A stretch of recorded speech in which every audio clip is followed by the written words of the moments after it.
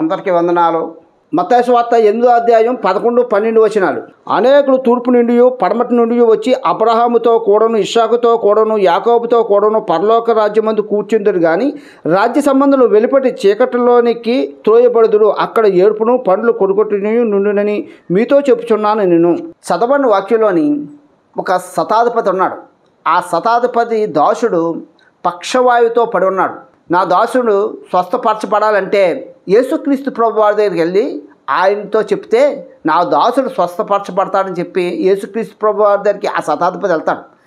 ఈ విషయాన్ని యేసుక్రీస్తు ప్రభు వారితో ఆ శతాధిపతి చెప్పగానే అయితే పద మీ ఇంటికి వస్తానని చెప్పి యేసుక్రీస్తు ప్రభు వారు కూడా బయలుదేరుతుంటే వద్దు అయ్యా, నువ్వు మా గృహానికి రావడానికి నేను పాత్రుని కాదు, నువ్వు మాట మాత్రం సెలవి చాలు, నా దాసుడు స్వస్థపరచబడిపోతాడు అని చెప్పగానే అక్కడ యేసుక్రీస్తు ప్రభు వారు ఆశ్చర్యపడిపోయి ఏటి ఇశ్రాయేలీయులలో కూడా ఎంత గొప్ప విశ్వాసం కలిగిన వాడిని నేను చూడలేదు, నా మాట సెలవిస్తే చాలు స్వస్థపరచబడతాడు నా దాసుడు అన్నంత విశ్వాసం ఎక్కడి నుంచి కలిగిందని చెప్పి ఆశ్చర్యపోయాడు.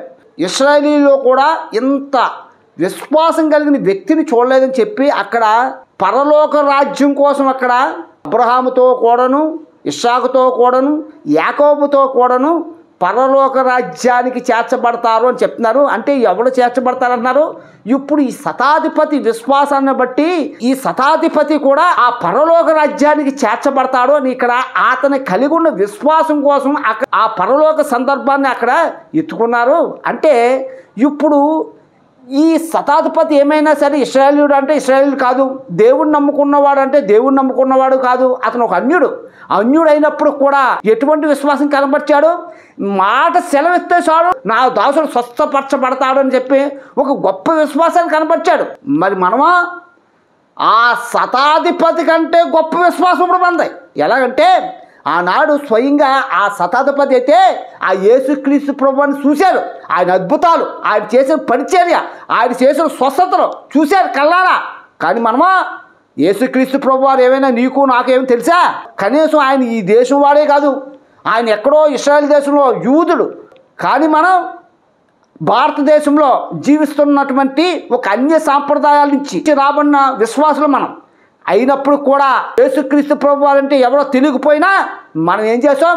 స్వయంగా చూడకపోయినా ఆయన అంటే ఏమీ తెలియకపోయినా ఆయన మనల్ని కాపాడుతాడు, మనల్ని రక్షిస్తాడు, మన అవసరాలు తీరుస్తాడు, మనల్ని పరలోకానికి చేరుస్తాడని చెప్పి ఆయన చూడకపోయినా సరే మనం ఏం చేస్తాం? ఇప్పుడు ఆయన్ని విశ్వసిస్తున్నాం. అంటే ఇప్పుడు ఆ శతాధిపతి కనపరిచిన విశ్వాసం గొప్పదా, మన విశ్వాసం గొప్పదా అంటే మన విశ్వాసమే ఆ శతాధిపతి విశ్వాసం కంట. నువ్వు నేను దేవుడు అంటే తెలియకపోయినా, మనకు సంబంధం లేకపోయినా, మన దేశం కాకపోయినా యేసుక్రీస్తు ప్రభు వారే సొంత రక్షకుడు, ఆయనే మనల్ని రక్షిస్తాడు, ఆయనే మనల్ని కాపాడుతాడు, ఆయనే మనల్ని పరలోకానికి తీసుకెళ్తాడని మనం నమ్ముతున్నాం. చూసావా ఈ విశ్వాసం ఆ శతాధిపతి కంటే ఇంకా 100,000 రెట్లు గొప్ప విశ్వాసం అంది. ఈ విశ్వాసాన్ని బట్టి మనల్ని కూడా అబ్రహాముతో ఇస్సాకుతో యాకోబుతో కూడా ఆ పరలోకానికి తీసుకెళ్తాడని ఈ వీడియో చూస్తున్న ప్రతి ఒక్కరిని కూడా దేవుడు తీసుకెళ్తాడని ఈ వచనం ద్వారా మనకు అర్థమవుతుంది. కనుక దేవుడిని నమ్ముకున్న మనందరం కూడా ఎటువంటి సందేహం కూడా పడక్కర్లేదు. ఖచ్చితంగా మనందరం పరలోకానికి చేర్చబడతాం, అందులో ఎటువంటి సందేహం లేదని ఈరోజు దేవుడు విశ్వాసులను నీతో నాతో మనందరితో మాట్లాడుతున్న దేవుడి కొద్దిబాటు దీవించును కాక. ఆమేన్.